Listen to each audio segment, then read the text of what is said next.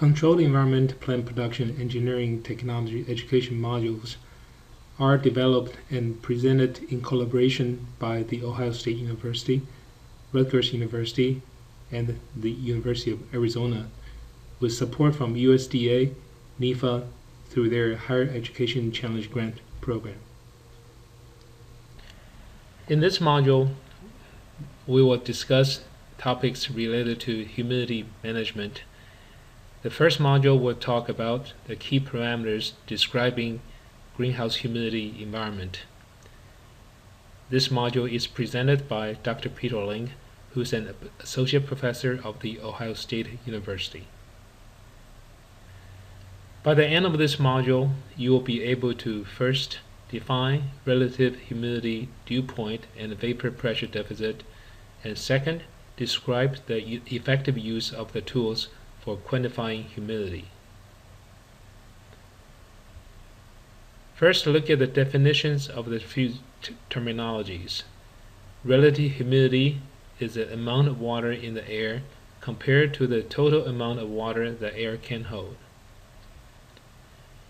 Temperature affects air's water holding capacity, that's relative humidity.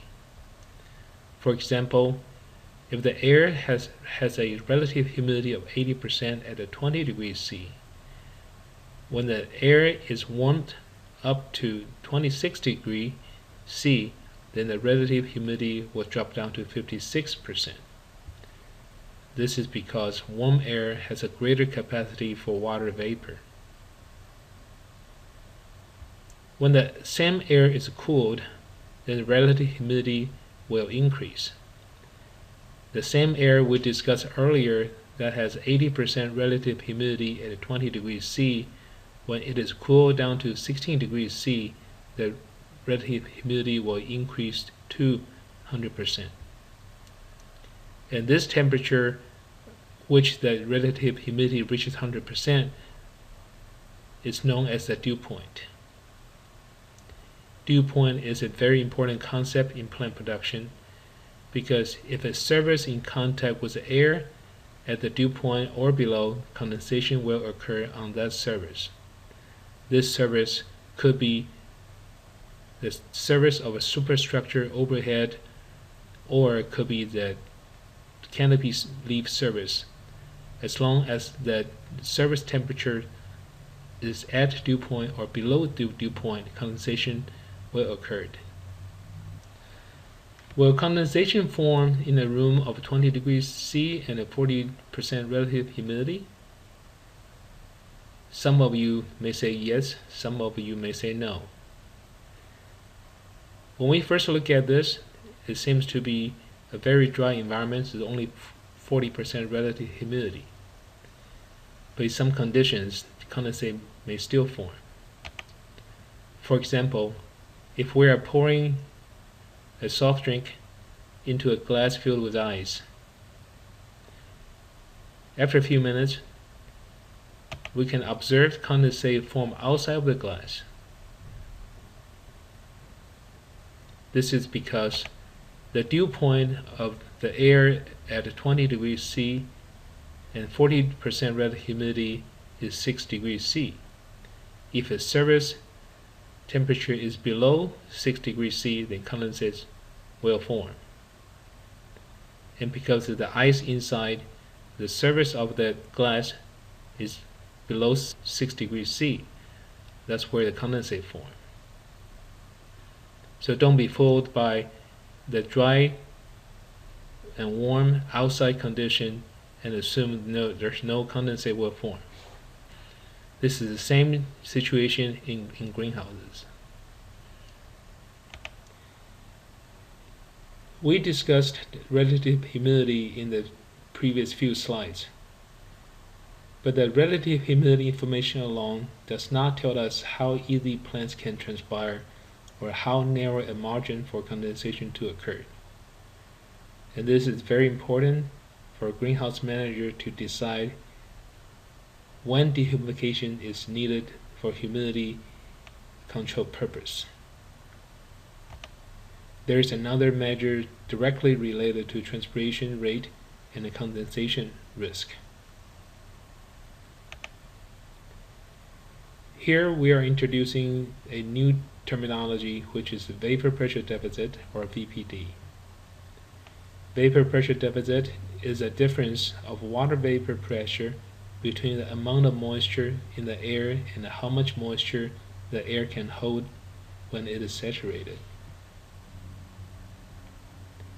VPD combines two environmental parameters that are relative humidity and temperature information, and can be used as a simple indicator of plant transpiration potential. In this slide, on the left-hand side, shows that energy balance of a leaf. The primary energy source of the leaf is from radiation load from the sun shining on the leaf. And the heat losses, including radiative heat loss, including convective heat loss, and also the energy loss due to the phase change of the water from the liquid phase to gaseous phase. And this is the process of transpiration. And on the right hand side, we see that mechanism of the photosynthesis. CO2 coming through stomatal opening, and we see the water vapor going out through the stomatal opening. And the gas exchange rate here is affected by amount of water vapor or the suction force in the air. Just like a vacuum machine, when we have a strong vacuum machine creates a large vacuum force, and that makes the water leaving stomate easier. And that's a condition of a high vapor pressure deficit. But when the outside condition is cloudy and temperature is low, then the vapor pressure deficit is low, then it's more difficult for water to leave a stomate. VPD in the context of plant production can be thought of as the difference between the amount of moisture in the air and how much moisture on leaf surface. The greater this difference, the greater the driving force of transpiration. On the right hand side of the slide, we see two leaves in two different environments. One has a lot of dry air surrounding the leaf, and it's a lot easier for the water molecule to leave from the leaf surface to the air. And this is under high vapor pressure deficit environment because a few water molecule is in the air. At the bottom right, we see a lot of water molecule in the air, and that reduces the suction force for moving water molecule on a leaf to the air, and this is under low VPD environment. Next slide, we're going to talk about different measurement devices for relative humidity. Wet bulb, dry bulb psychrometer is commonly used for relative humidity measurement. There are motorized versions, but here we are showing a sling psychrometer that is equipped with a dry bulb temperature thermometer and a wet bulb temperature thermometer. By acquiring the temperatures of the dry bulb and wet bulb, then the relative humidity can be determined using psychrometric charts. There are also hygrometers that can be used to measure the relative humidity. There are indicators, analog indicators, and also digital display. Then there are also hygrometers with electrical outputs that can be connected to a data logger or a computer for data logging purpose. For the next few slides, I'm going to demonstrate how VPD can be determined.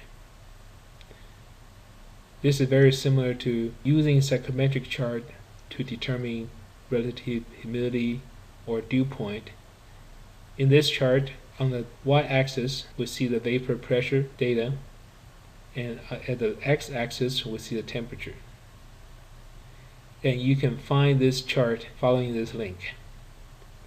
http://ohioline.osu.edu/ax-fact/0804.html. Okay, let's look at this example. We want to find the VPD of the air at 10 degrees C and 80% relative humidity. First step we do is to find the temperature on this chart, which is 10 degrees C. It's 10 degrees C here.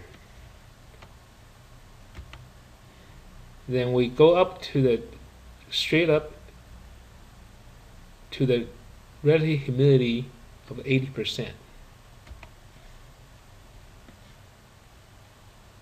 The next step is to go across, draw a horizontal line from this 80% relative humidity all the way to the right.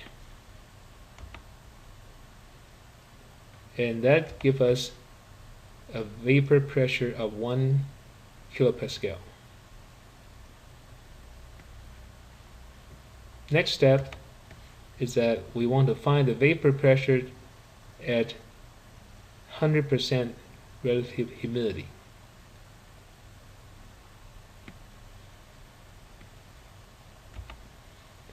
Then we do the same thing as before. We draw a horizontal line to the right. Then we can get a vapor pressure reading of 1.22 kilopascal. Now the difference between these two vapor pressures is 0.22 kilopascal, and this is the vapor pressure deficit. That is how much more water vapor the air can hold before it saturates. Now we're going to do another example, which is try to find VPD of the air at 21 degrees C and 80% relative humidity. Similarly to what we did before, first we find the temperature, which is 21 degrees C, and we have a blue dot showing on the 21 degrees C. Then we draw a straight line up to the relative humidity, which is 80% of relative humidity. Here we look at the 80%. This is 80% relative humidity, and we have a curved line come down here, and that is where the temperature of 21 degrees C and 80% relative humidity at this point. Then we draw a horizontal line across to the right, here. Then we can determine the vapor pressure is 2.00 kilopascal. Next step is to find the vapor pressure of the same temperature but at 100% relative humidity. Same thing, we draw a horizontal line to the right, and we find the vapor pressure is 2.50 kilopascal. So the difference of the two vapor pressures, or the vapor pressure deficit, is the difference of the two readings, which is 0.50 kilopascal. The two examples above, assuming the leaf temperature is the same temperature as air temperature. For most applications, that is a reasonable assumption that gives you reasonable accuracy. However, in situations when a plant actively transpiring or plants are under stress, then the leaf temperature will be different from the air temperature. In this case, for more accurate determination of vapor pressure deficit, then we need to use leaf temperature as a temperature rather than totally rely on the air temperature alone. Here's the example of finding vapor pressure deficit of the air of 80% relative humidity and 21 degrees C, but in this case, leaf temperature is 24 degrees C. When the leaf temperature is warmer than the air temperature, it's indication that plant is under drought stress because it cannot transpire enough water to cool itself. Then the temperature of the leaf will rise. So in this case, we first will find the air temperature, which is 21 degrees C. Then we go up to the air relative humidity, which is 80%. Then we go across horizontally to find the vapor pressure. That gives 2.00 kilopascal. The next step is a little different from previously. Instead of go up to the 100% relative humidity at the sampling temperature, we need to use an actual leaf temperature to find the vapor pressure. In this case, leaf temperature is 24 degrees C. As indicated here in the blue dot at the bottom. Then we go up to 100% relative humidity. This is because we can assume leaf surface moisture level is 100%. Then next step is we go across horizontally to the right, then we'll find the vapor pressure, which is 3.00 kilopascal. Now the difference between the two vapor pressures is 1.00 kilopascal. So from this graph, we can tell that a larger vapor pressure deficit exists when leaf temperature is warmer than air temperature. And that means plants need to transpire more water to cool itself, and that is indicated by the larger vapor pressure deficit and the more driving force to move water.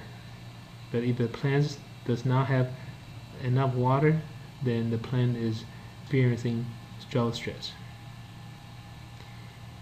These are the three examples we're going to share with you today. Just be sure that you can go to that website here, the link here, to get the graph for you to determine vapor pressure deficit. Go to this link. This is a Ohio line link, then you can find this graph. And when you know the temperature and you know the relative humidity, then you can use the chart to determine the vapor pressure deficit. Let's review what we have learned about VPD. First question is, at a constant moisture level, when temperature rises, does VPD decrease or increase? At a constant moisture level, when temperature rises, air's water holding capacity increases, and that presents a larger vacuum force to help water molecules to move from the leaves to the air. Thus, VPD increases. Next question, when a plant experiences drought stress, the leaf temperature goes down or goes up?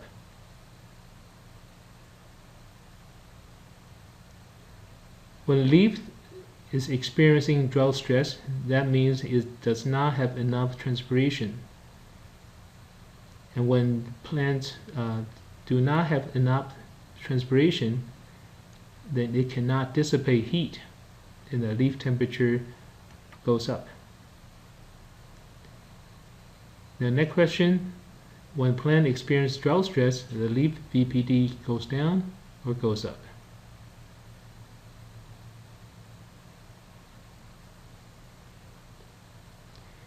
When plant is experiencing drought stress, it means it's not getting enough water to meet the demand.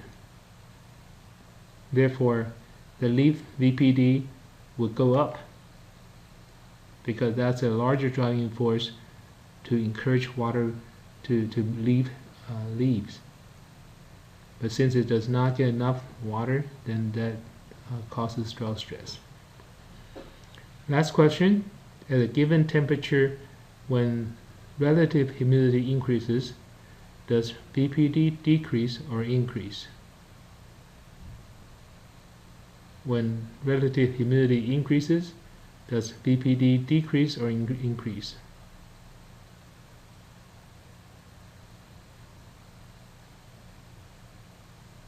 Relative humidity and VPD, they go in opposite directions. When relative humidity is higher, then vapor pressure deficit decreases. When relative humidity is high, it's more difficult to water molecule to go from leaves to the air. That's VPD goes down. We'd like to acknowledge the funding source of this project. Thank you for watching and hope to see you again soon.